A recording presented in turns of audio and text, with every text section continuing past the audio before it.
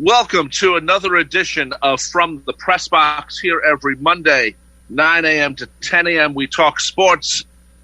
We are part of the WHPC Sports Talk Network every Monday through Friday, 4 p.m. to 5 p.m., and also an additional show every Tuesday, 10 p.m. to midnight. My name is Rob Leonard, and joining me, of course, every week is award-winning sports writer, and yes, I call him my brother, because we actually are brothers. Hello, Tim Leonard. How are you? Good morning, brother. I'm outstanding. How about yourself? You sure? You're all up to date? Yes. Okay, great to hear. Am I up to date? Yes, I'm up to date. Okay, great.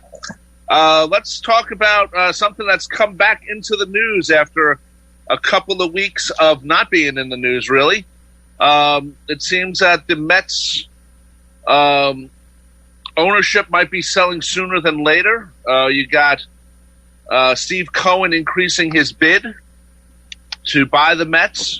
If the reports are right, it's $2 billion for the team and the stadium, and $2 billion, which I think is a little overpriced, but $2 billion for SNY, which is the network that, of course, broadcasts the Mets. A-Rod and Jennifer Lopez, their group is so far about 1.7 for the team and the stadium, among other people. This could be sooner than later, brother. I think, if they do it before the season starts, and by the time the sale happens, will be the end of the season anyway, which I personally think that Jeff wants one more season being part of the ownership, or having a say as the ownership. So I think this short season actually helps the Mets, or at least the Wilpons. So what do you think of this, brother?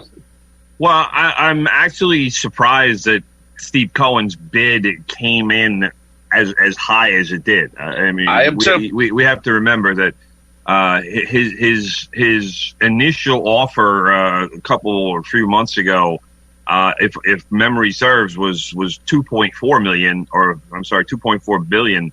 But I'm fairly certain that was just for the franchise. So yeah, it didn't include SNY. They weren't selling it at that time. They said no, we're not selling it.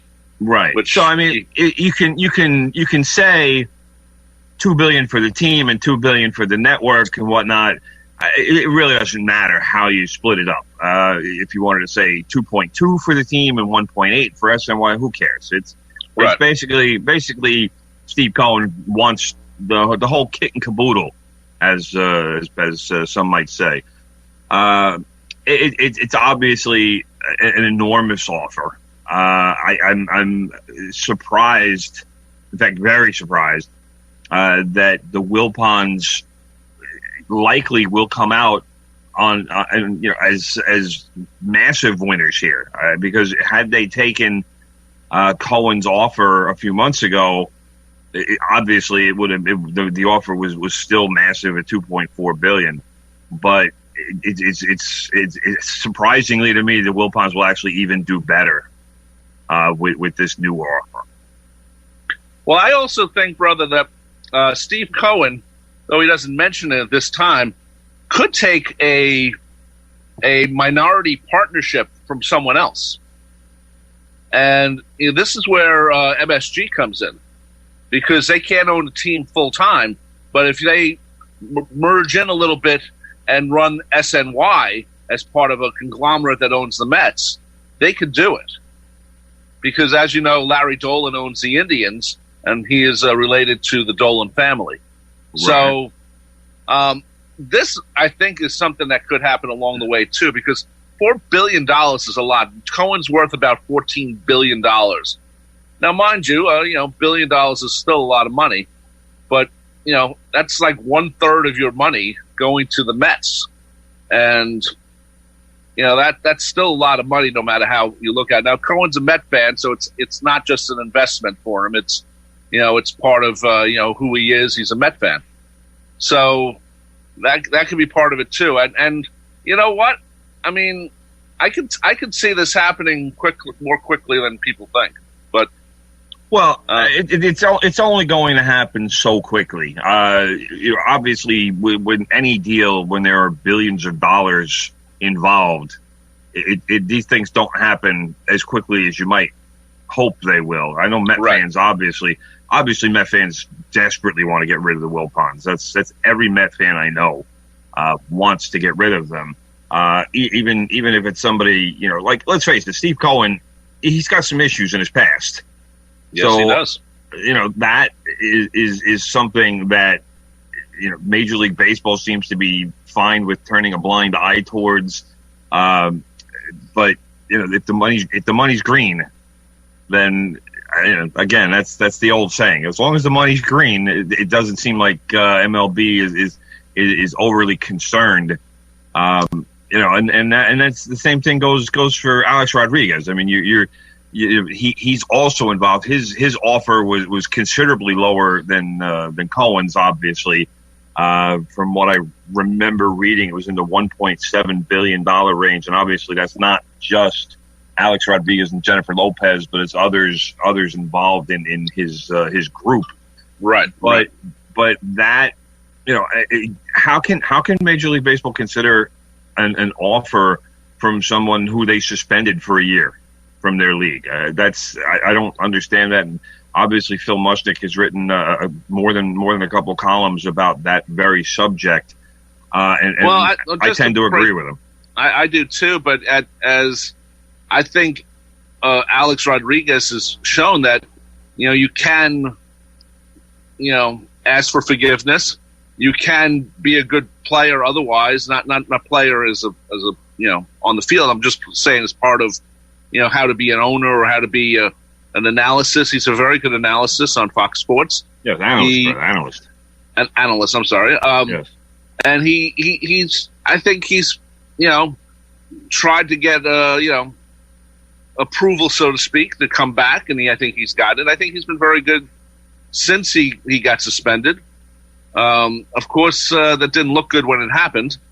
Will he make the Hall of Fame? Well, we don't know yet. Maybe one day, but not sooner than later. Highly unlikely. Yeah, well, he had the numbers. Because how many people, as far as steroids go, how many people have actually admitted to it? It's pretty much A-Rod. That's true. I mean, the only other person I know who they can say, yes, we have proof of is Manny Ramirez, because he was dumb enough to fail a test twice. So that's true. A-Rod admitted. I mean, he took the suspension. So he admitted to actually using performance-enhancing substances. Right. So, but he's been good otherwise, Tim. I mean, he's not being a jerk on the field. He's very humble. A lot of times, I get it, and I like A-Rod as a person, and do I think A-Rod would be a good baseball owner? I think yes, because he's obsessed with the game. But when you're talking about character issues and what kind of ownership do you want, being a nice guy, so what? It's nice to have people who are interested in the game as owners, but here's a guy who, like I said, he's been suspended for a year from the very league that he now wants to buy entree into. Right, and I'm surprised that Alex doesn't call some of his Shark Tank friends or Warren Buffett, who he's very good friends with. Some of them might be involved, and we don't know the specifics of his bid. But who knows? Who knows who's involved? I'm sure he was trying to call in favors and trying to get anybody and everybody involved, because when you're trying to raise something in the range of $2 billion, you call everybody and anybody you can. Sure. Who's got piles of cash hanging around? Those are the people you need to call. And let's face it, there aren't that many of those people around. Right. Cuban, I think, wants the Cubs anyway, so that's a whole other thing. Well, baseball's had issues with Cuban in the past, and I don't know that those issues would change. Obviously Cuban's not as crazy as he used to be in terms of battling with the NBA as the owner of the Dallas Mavericks. I mean, he's calmed down considerably in the last decade plus since his attempts to buy the Cubs. But he was a crazy man back then. Yeah, he was. Also, they won the championship finally, so I think that might have been part of it. But I mean, let's face it, back then he was questioning the integrity of the league on a weekly basis. That's who wants that? Baseball didn't want that. And no, it's rare that they would reverse their train of thought on a potential bidder. Just because some time has passed by. I mean, let's face it. Would the NFL reconsider Donald Trump buying a team when they shut him down from buying the Buffalo Bills how many years ago? I don't know that anything that's happened in the last 15 or so years would change their minds if Trump all of a sudden decided, hey, I want to buy an NFL team. Hey, what did Pete Rozelle tell Trump? He had a little meeting with him the USFL days. He said, you or your family will never own a team in the NFL. See, there you go. So that was in Perlman's book, man. Yeah, that's right. So, I mean, and then when he wanted to buy the Bills, Michael Cohen said, well, how much money should we say you have? And he said, well, say I have, I think he said $10 billion. They're not going to check. Yeah, well, guess right. what? The NFL's not going to check. Okay, yeah. You see, that's the arrogance and the ignorance that I'm talking about. But he wore a mask this weekend, brother. Yeah, so for him. Why are we celebrating somebody for doing something so ridiculously late? And I know, but you know what it got me was that it had the presidential seal on it. That's what I love. Of course, that's what he can say. I was waiting for my mask to get made. Yes, that's sure. By the way, brother, the schedules have been sent out, and this year there will be a Mets-Yankees game on September 11th. Well, 2020.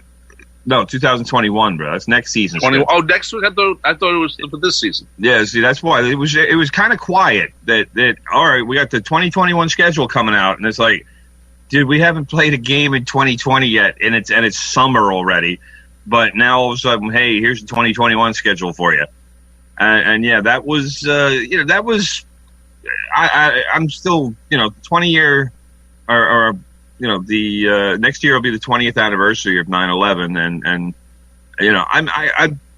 I kind of thought about this as, I don't know, something of a novelty at first, but I really do think it would be a decent idea to get Bobby Valentine involved in that somehow. Sure. Just because of as much as I butted heads with Bobby Valentine when I was covering baseball, and I'm not a big fan of his as a person, because I really did think he was a jerk. But he really went above and beyond for New York City in the days and weeks after 9/11. I mean, he was phenomenal, and I thought the Mets had their response was far better than the Yankees back then. So I think it would be a fitting thing to have him involved, whether it's throwing out the first pitch or doing something. But they can also, it would be a good idea. They can also celebrate, that year team. Maybe that weekend. I assume the game will be on the weekend. I'm not sure when 9/11 is, but maybe bring back guys like John Franco and Piazza and people like that. So it's possible. Next year, September 11th falls on a Saturday, brother. So okay, well then maybe Friday night you have the Friday night's the anniversary of the actual game. Well, that's a return game, but that'd be a good idea. Get the guys who are there. Yeah, Benny Agbayani and stuff, well, people like that. I would expect that I would expect that Valentine maybe is involved. Todd Zeal was another guy who was pretty involved. Maybe they try to get Piazza back. Right. Some guys like that, guys who were really like the main cogs on that team. Johnny Franco, I'm sure, would probably get involved as well. People on along those lines. I don't think Benny Agbayani is going to get involved, brother. I don't think. No, but if you're going to Hawaii. Well, if it's a team, you're going to bring the team back. You got to bring back Benny too. So okay, I thought that was for this year, brother. I didn't realize that was. No. Oh, okay. Yeah, no, it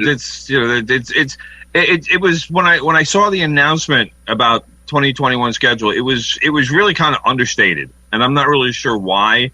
And maybe it's because that usually by the time they announce next season's schedule, we're already kind of, more than, somewhere around halfway through the baseball season, and you're really starting to get into the grind of the season, and it's, you still have a bunch of games left, and you've already played 100 or so games, and, now we're looking at, there's no baseball yet. And That's right. I don't know why next season wasn't looked at as well, this is, here's your schedule for next season, and here's something to get excited about, because I would think that baseball would want to try to put the game into a place where people can say, oh, well, by next year we'll be done with all of this COVID-19 stuff. Hopefully we will. Will we? I don't know, but hopefully we will be, and that they can point to it and say, all right, this, here's next season, and we should be normal again by then. But they didn't do that at all. We'll have a new president hopefully by then. So, well, with any luck, this will be the difference. Last week, Tim, we were talking about name changes for possible teams that have Indian names, and this week a lot of answers have been given about some of those teams we talked about. First one, after many years of being asked to change their names, with pressure from FedEx, by the way. FedEx has the naming rights to FedEx Field where the Redskins play. It seems that the Washington Redskins will be changing their names, or name, I should say. I liked what you said last week. They should call themselves the Red Tails, in memory of the Tuskegee Airmen. Yes. But it looks like you came up with something else this week, and I wanted to ask you about it because it's I didn't know about this, and you would know about this because you used to cover the Arena Football League. Well, Daniel Snyder, the owner of the Redskins and universally hated person in Washington, D.C., True. He actually owned the rights to a Washington area team in the old Arena Football League, and he was going to name that team Warriors if they had gotten off the ground. Right. And he actually even attempted to trademark the name. So that was obviously a name he was interested in back then. So the expectation is that Warriors will be the name that the Redskins become. Because today the big news from today is that the what I'll call them Washington Football Club is expected to retire the name Redskins. Right. So for the next, and that will go into effect for the 2021 season. That won't be for this season upcoming. But there are, the wheels are turning and moves are being made now. Whether they go Red Tails or if they go Warriors, those seem to be the two prohibitive favorites for whatever the new name is going to be. I still wish they would go with Sentinels, but nobody's asking me. But that there is movement. We said this, what was it, last week or 2 weeks ago, that movement is what people want to see, and they want to know that this is going to happen. And like you said, FedEx, which owns the naming rights to the football stadium in Washington, they put some pressure on, and some of the other entities, like there are some minority owners for the franchise that also have said that they wanted to get this done and have said it for a while. And money talks, and FedEx is paying somewhere around $20 million a season for the naming rights to a stadium. Yeah, money is going to talk, and I don't know why or how this didn't happen sooner, but no one focused on it, brother. I mean, no one. Well, they have been though, and they have been, but we're in a little bit of a different time right now, and things. Yeah, but sponsors, big money sponsors, never stepped in and said, "Hey, we need you to do this, otherwise we're going to pull the couple $100 million that we have in a contract with the naming rights for your stadium." Right. And that is when people will stand up and take notice, and they finally got Daniel Snyder's attention, because there's an infamous quote from Snyder, and he made it, I don't remember how many years ago, at least 15 years ago, that he said that as long as he's the owner, the name will never change, and you can put never in all caps. That's what he said. Those are his words. So when you have an owner who is so dead set against making that sort of a change, to have this finally happen today is it's a little earth shaking. Let's face it. It's something that the guy with the money said would never happen. Yeah, but at the same time, things change, and I have no problems either way. I mean, I'm not a Redskin fan, and I mean, yeah, it's not the best name for a team, but I'm sure if Danny Snyder had gone to the Indian groups and said, hey, here's some donation money, they might have, and here we're going to teach about Indians the way the Florida State Seminoles do. You never know. Not that I'm saying it would have happened or could have happened, but, as you said, money says a lot of things. Yeah, well, it's also like the Atlanta Braves have because obviously that's another team that has an Indian themed mascot. I mean, they have said they're not going to change the name, but they are going to take a look at the tomahawk chop chant that runs through their stadium a few times a game, and maybe do away with that. I mean, the team is the one that gets the fans to do it. So if they don't play the music and they don't get the people involved doing it, chances are it'll just go away. And then we talked a couple weeks ago. The Cleveland Indians they have said that they are going to be looking at a name change. But the Chicago Blackhawks from the NHL, they have said that like the Atlanta Braves, that they're going to continue to use their team name because it honors a Native American leader who had been an inspiration to generations. Those were their words as quoted on ESPN. Right. Okay, well, good thing about the Redskins changing their name, and I wonder though, and this is the other thing, the name has tremendous history. Will the Washington Football Club, whatever you want to call them now, will they still sell Redskin memorabilia? T-shirts or jerseys, or and I assume, I shouldn't assume, but my assumption would be that they would keep the colors, the yellow and red. Yes, they're definitely going to keep the colors as the burgundy and the gold or yellow, I don't call it whatever you want. But as far as the merchandise goes, a lot of the big sellers of merchandise, and that includes Amazon, includes sporting goods stores, have already said since this has all become an issue a few weeks ago, have said we're not going to sell Redskins merchandise. So it already is not very available. But you can always sell it at the stadium. The stadium stores that they have around. I'm sure every team. I doubt they're going to do that. I don't know how they're going to unload whatever merchandise they have left. Well, in a year they should be able to do it, brother. Well, but I'm saying now. I mean, I don't know what's going to happen to it, but it will be disposed of in some way, shape, or form.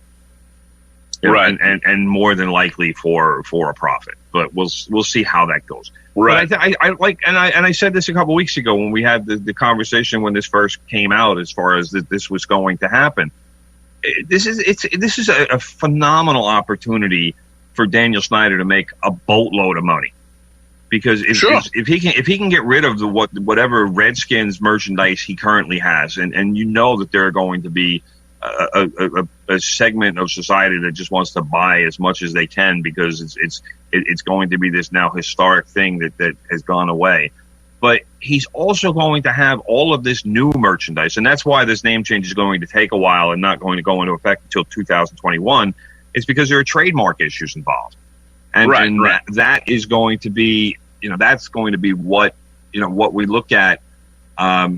In terms of, and I don't know, that to me might indicate that Warriors is the name, because they might be dealing with some potential fallout because of the Golden State Warriors. I don't know. No. Well, there's trademark issues, brother. So we never know what trademark issues are.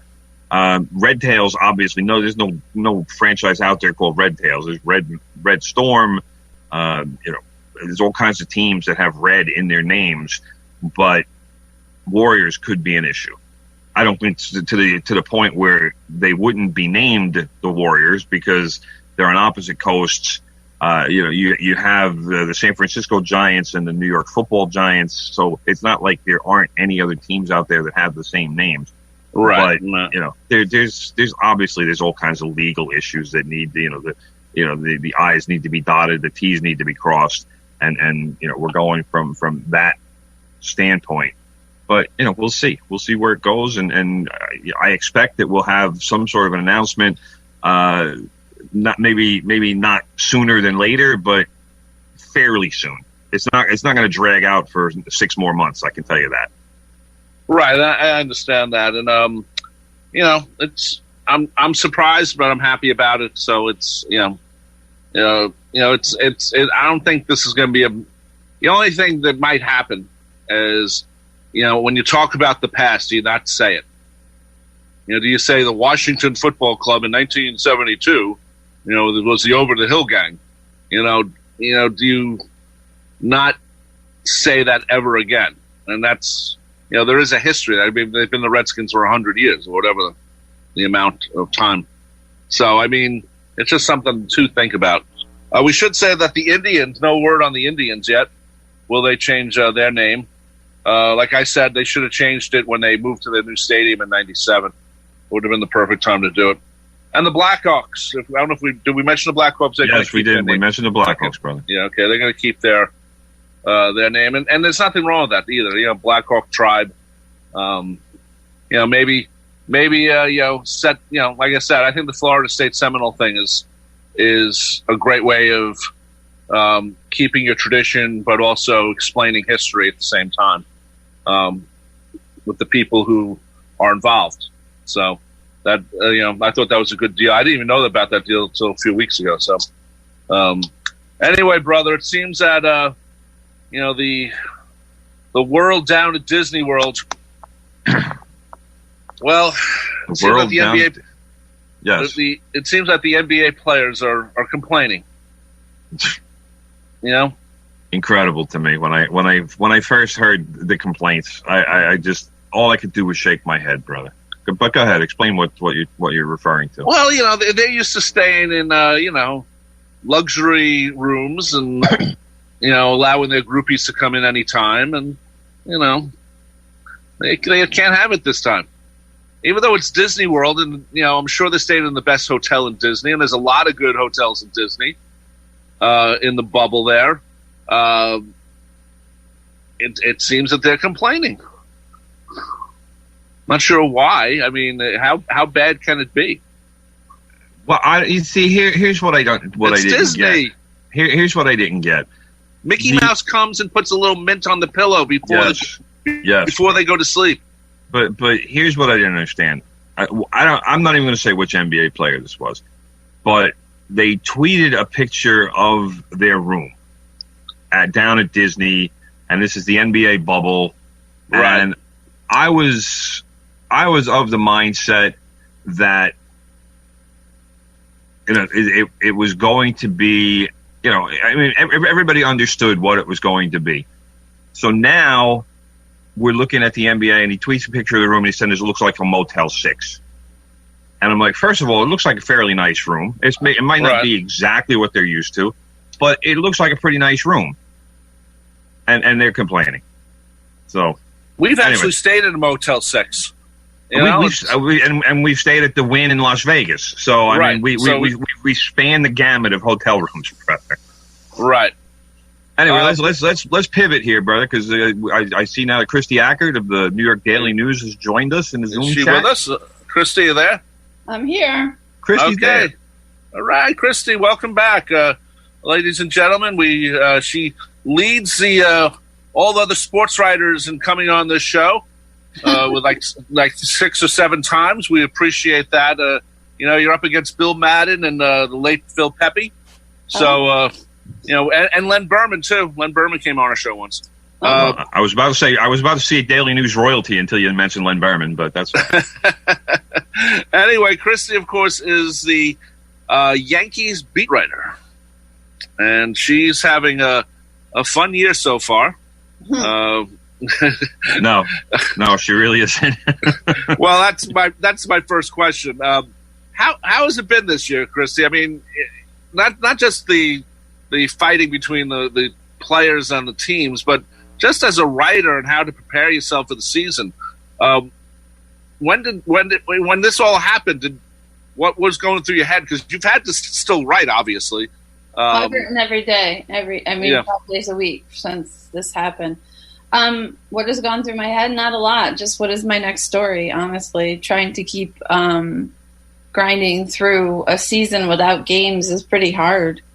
So it's been, I know everybody thinks this is the beginning of the season, but for me, I'm at all-star break level right now. So it's been a grind. Yeah, I mean, that's probably been, like you said, the most difficult part because there hasn't been any games.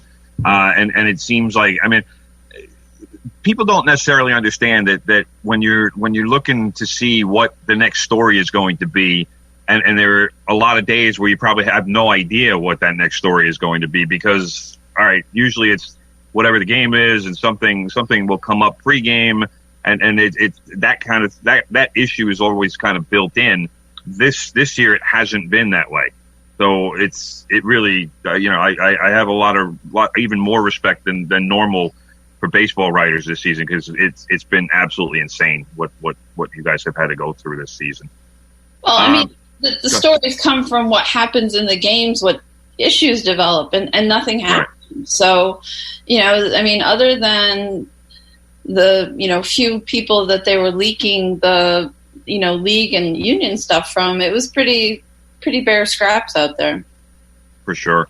Kristie, what has been, well, let me ask you this first. Just talk about, in terms of Yankee players and manager Aaron Boone, what have they been saying about the importance of a quick start for this season? Because obviously with the 60-game season, a fast start is going to be critical, and also avoiding any sort of significant losing streak is also going to be crucial. But is that a topic that's been on the players' minds a lot as we're gearing up for the possible second start of the season? It's not something they've really talked about a lot. I mean, it's something that they acknowledge. They've all pretty much said, yeah, everybody knows that. That's pretty much a given. If you get into a hole pretty early, you're going to have a hard time getting out with just 60 games. Right. There's going to be no Washington Nationals this year. So, I mean, they're preoccupied with pretty much trying to pull this off. I mean, everybody kind of is like, okay, that 60-game season is there eventually, but right now we have to pull this off for summer training or whatever the hell they're calling it. I mean, they had Chapman test positive on Saturday. It's just a reminder that this is not guaranteed. Well, I think that is the question on everybody's mind. I've said it more than once on this show that I don't think they're going to be able to do it mostly because COVID-19 don't care, and they're not going to be able to wish it away like some people seem to want to try to do. But I mean, do you think you're gonna have a World Series this year? Nah, honestly, I hope so. I think there are so many obstacles right now. I mean, we've already had positive tests in camp, and they haven't even started traveling yet. Right. I mean, what's going to happen when they have to start staying in hotels and get on planes and, buses? So it just seems like if they pull it off, it will be an amazing feat. Kristie, being the writer you are, you still have to produce an article. Any articles you've written that wouldn't have been written due to, just a regular season, but you had to write because you need to fill the column that you're very proud of, that, came out of nowhere, so to speak? I mean, there was some interesting stuff that came out of it. I mean, when you're desperate for ideas, you look anywhere. And I guess after that first episode of the Michael Jordan documentary, I got in touch with some scouts and talked to them about Jerry Krause as a baseball scout, which I thought was kind of fun and, kind of interesting, a different look at him. What they say as him as I forgot he was a baseball scout. So what did they say? Oh yeah, he was a baseball scout before he ever went to basketball, and then he went back to baseball with the Yankees and Mets after he left the Bulls. He was an awkward man in baseball as well as basketball. The opening anecdote to my story was about him showing up at a game and falling down a hill, and none of the scouts basically talking to him. But they grew to like him, and they said he was really good at was he was very good at evaluating athletic ability, and he was good at his job. I mean, he's the reason that Ozzie Guillen was a White Sox. So, that was a fun one. It was different. It's off the beaten path. Then there was I did a story on I guess when the football draft was happening, Cole Kmet is a tight end, I think for the Bears. I think he got drafted by the Bears. But he was a very good high school baseball player, probably would have projected like an Aaron Judge. And the White Sox gave him a tryout, and he was a pitcher in college, but he had real raw power as a high school player. So, I mean, that was kind of fun, just doing a story about, one that got away from baseball.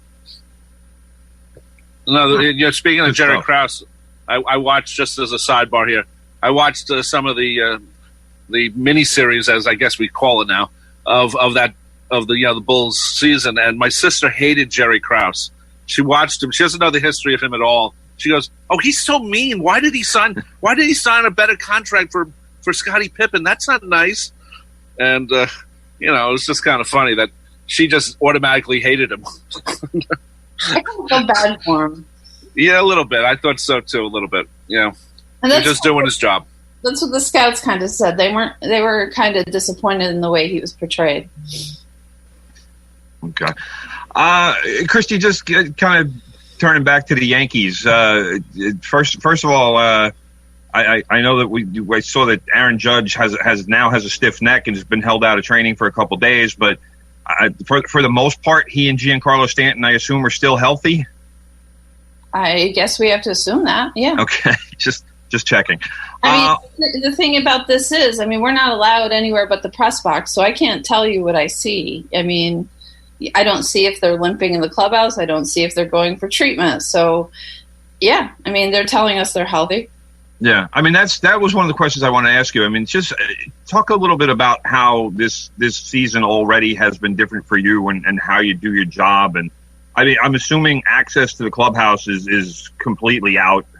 Yeah. And I guess the interviews are being done by Zoom call. Yeah, we are not allowed anywhere but the press box. So, basically I get to the ballpark and have my temperature checked, go into the press box, get out my binoculars and start trying to take attendance of players I can see on the field. One thing I loved about covering baseball is that it is a long season. You can go into the clubhouse and be like, hey, I saw you did this the other day. Can you just explain that to me, what you did? It's not a story, but it's a learning process. Right. There's none of that. I was talking with Ed Coleman and Sweeney Murdy last night, and, he was like, where's Robinson Cano? And it's like, one of the other things that you had is you would be in the clubhouse, you could see if a guy's shoes were there, so you would know if he's in the building. There's none of that. So, you don't know, you don't get the same kind of feel for a player or a team that you would normally. Right. It doesn't sound like it's going to be possible to get exclusives this season. Is that fair to say? And the other thing is are the teams doing the same kind of testing protocols with reporters as they are with the players, or is the media on their own as far as all this goes? No, we're not tested. I was tested because I was in Florida, and I came back and got a test before I went to work. Okay. We're not tested. The only thing that is that we have a temperature check at the door. And if you are above 100, I think 100.4 2 times, you can't come in. Exclusives? No. It'll be the same way as in the off season. If you have a source that helps you out, you can get an exclusive. If you're not going to get an exclusive from the clubhouse, which is getting harder and harder anyways. So, it's a different world. This is not, particularly for baseball writers, this is not how we're used to operating.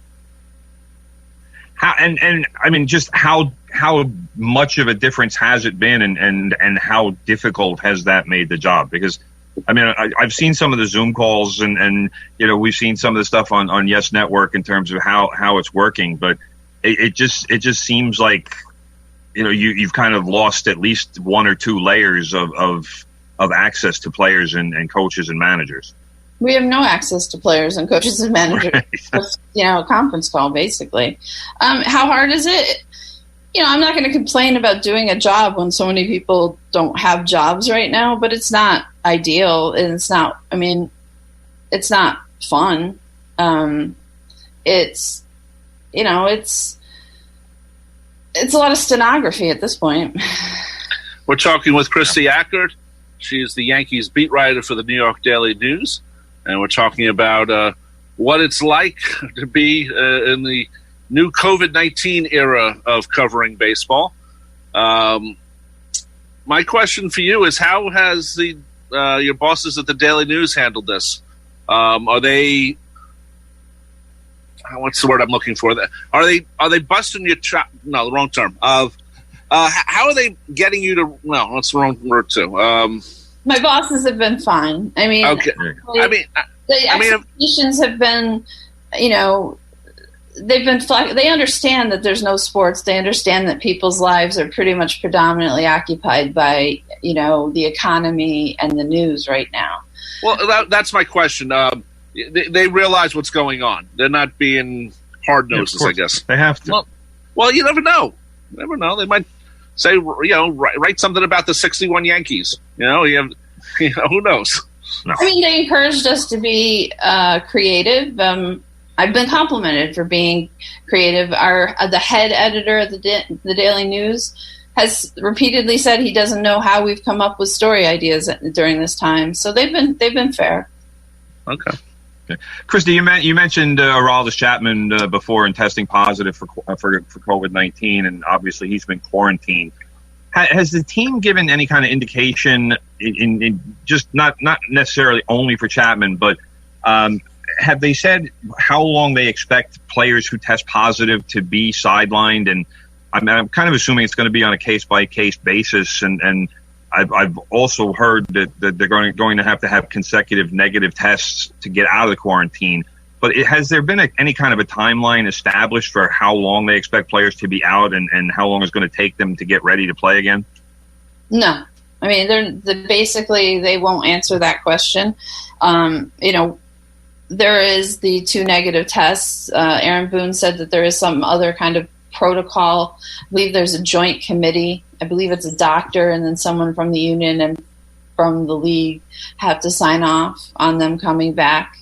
But they have no idea. I mean, quite frankly, nobody has any idea. So they're just leaving it very vague. And, we still don't know when Luis Sessa and DJ LeMahieu are going to show up. Right. Well, I had COVID-19. I had it back in March. And like the Freddie Freeman quote where he said he feels like he got hit by a ton of bricks is very accurate. So they can have the 2 negative tests, but I can speak from experience in saying that just because you have 2 negative tests, it doesn't necessarily mean you're ready to play baseball again. Right. So that to me is going to be the second part of it is like, all right, fine, you get your 2 negative tests, but then it's probably going to be at least another week before you say, all right, hey, I feel strong enough to play baseball now. Well, I mean, luckily for the most part, we've heard that most of them are asymptomatic, so mild symptoms. So hopefully that doesn't, get worse, or hopefully that it does translate to them being able to come back soon. But again, like you said, we have no idea how this is going to affect teams this year. I mean, I don't think they've ever played a baseball season during a pandemic before. Maybe they did in 1919. I'm not sure it was this bad, but we don't know what's going to happen. This is all new. But how difficult does that make it to do the job when, we all know that with COVID-19, everything, there's so much changing on a daily basis. When you wake up in the morning and start thinking about, all right, well, what am I going to do today with the New York Yankees? Obviously, there's a lot more to that question than there used to be. There is and there isn't. I mean, the one thing about baseball is you have a rhythm. So I get up, I have to have a story in by noon anyways. So that's pretty much written off the day before. unless there's news breaking overnight. And then you go to the ballpark.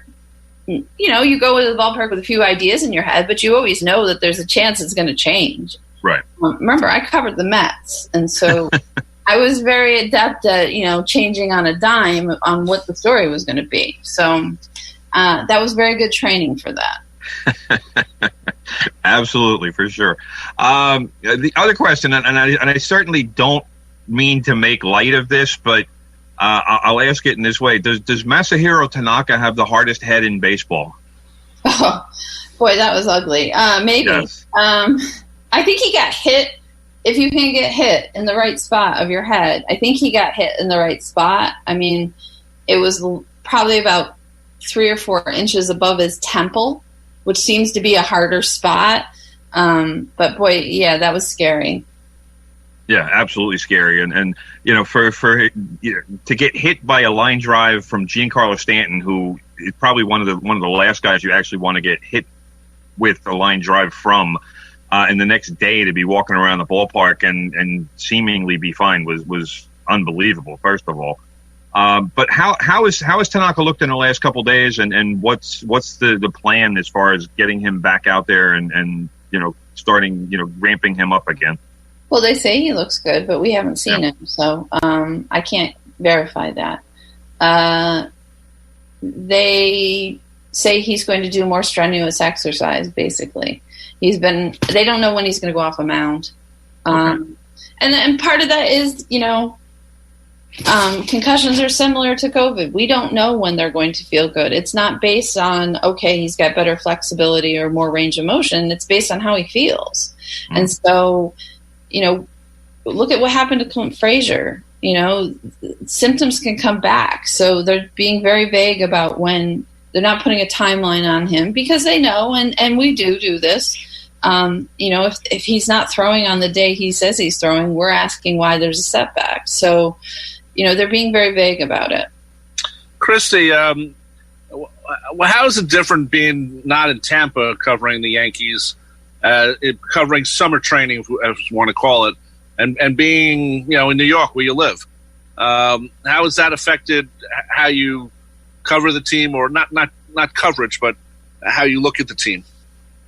It doesn't really change how I look at the team. It just changes my life outside the ballpark. I mean, to be quite honest with you, I live in Florida during the off season, so I'd prefer to be there. Okay.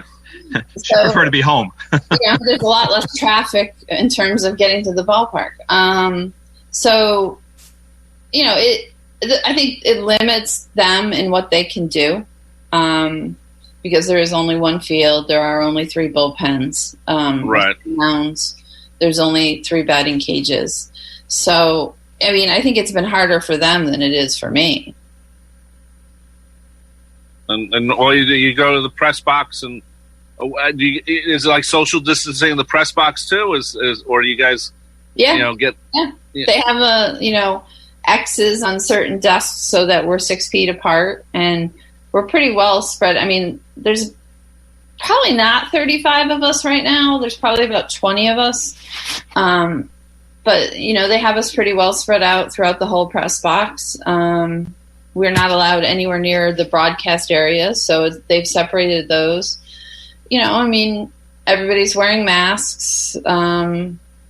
It's a very sterile environment. I love the fact you have to, look, pull out the binoculars to see what's going on. That's kind of a funny look. That's how you're going to see down on the field. You got to see who's out there. I know, but it just imagine you were like you were a spy, or you're like in the back in center field or something. You have your binoculars and. Well, let's not talk about spies in center field. That's been enough of a topic for baseball for the last year or so. I don't know what you're talking about, brother. Yes. Kristie, talk about the Yankees will have 2 exhibition games against the Mets and another against the Phillies. That's coming up later this week, I guess the 18th Saturday. Is it going to be good for you, or are you looking forward to that, to just having a game to actually cover finally? Yeah, well, it's not the game so much as, you can start to see how they're putting their rosters together. You can start to see what they're thinking in terms of how they're using their players. And I also think that no matter what they say, facing your own hitters and facing your own pitchers, that you're holding back a little. And particularly after what happened with Stanton and Tanaka, we're not seeing 100%. And at this point, this has gotten a little tedious. I'm ready. I mean, I love spring training, don't get me wrong, but if I have to see pitchers take fielding practice again, I don't really want to be watching guys come down and see if they can throw to first. So competition is always a lot more fun to watch than what we've been watching. Yes. And I saw the quote from Mike Tauchman. I thought it was a great quote the other day when after Ackert Cole, which I was kind of surprised. He threw more than 80 pitches and went 6 innings. Tauchman said that, quote, Ackert Cole is ahead of everybody. Was any of that surprising to you? I mean, he's a guy who's known as a workhorse, but I was pretty surprised by the number of pitches and the number of innings, also 9 strikeouts. But was any of that surprising to you as for the small sample that you have as far as getting to know Ackert Cole, or is this what you've expected from him since he signed the contract?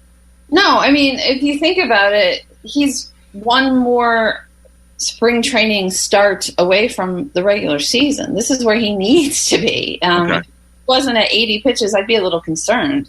Well, the only reason I asked it that way is because when this all started, when we kicked up everything back into spring training 2.0 or whatever they're calling it, there was a lot of talk about starters going 4, maybe 5 innings for their first start or two.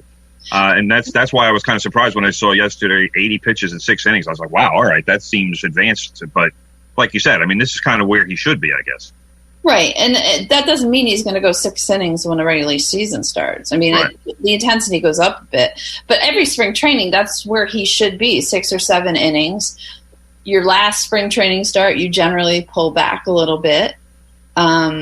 And then you go into the regular season, and you kind of expect maybe 75 pitches, 80 pitches out of them. You hope for 100. Okay. So, no, I'm not surprised. The players had an idea that they were coming back. I mean, they kind of knew what the situation was. So he had time to go from that idling for like 2 months to kind of ramping up a little bit. And I believe a lot of the pitchers did start to ramp up on their own. Mm-hmm. Okay. Kristie, last question. Let's say next year we're back to normal. There's no more COVID. They found a cure or whatever. Do you think any of what's going on, the way the press has been handled, will stick around? Oh yeah. Zoom interviews or that type of thing. Do you think anything might stick around, or does it go back to the way it was? I hope not, but I've always believed that once they got us out of the clubhouse, we would never be back in. So I don't believe for a minute that we will go back to normal. I just can't see that happening.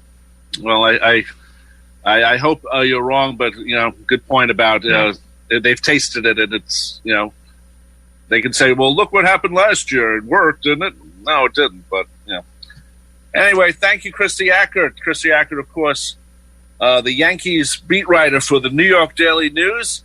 And you can go onto the Daily News website and look up her articles, and they're all good. Thank you, Kristie.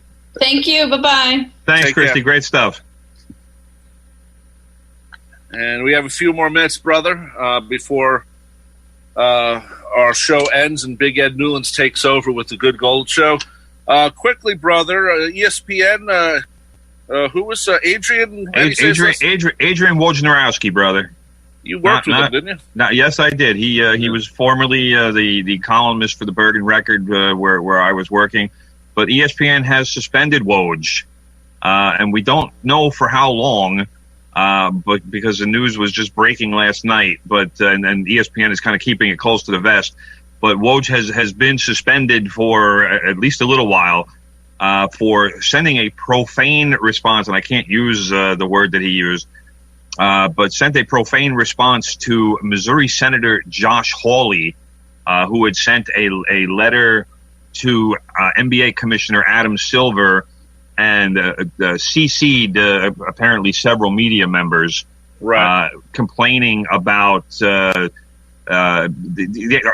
to give you some background, the NBA has said a week or so ago that they would put messages supporting Black Lives Matters and other social causes on their uniforms this season in Orlando. And Mr. Hawley, who is a Republican senator from Missouri, wanted to know if the NBA was going to include messages about saying "Free Hong Kong" and something about something about being critical of China.